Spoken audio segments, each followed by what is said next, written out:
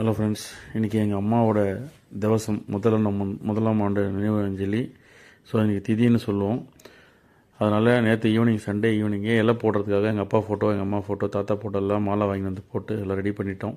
So எங்கள் ரிலேட்டிவ்ஸ்லாம் வந்து பழங்கள், ஸ்வீட்டு அதெல்லாம் வாங்கிட்டு வந்து இலை போட்டாங்க.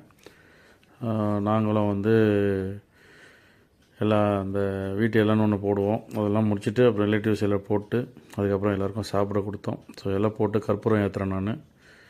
ஸோ என்னோடய ஒய்ஃபு, அடுத்தது எங்கள் தம்பி, அப்புறம் எங்கள் சித்தப்பாலாம் வந்தாங்க. எல்லோரும் கற்பூரம் ஏற்றிட்டு, ஸோ எங்கள் தம்பி கற்பூர தீபாவத்தனை காட்டுறாரு.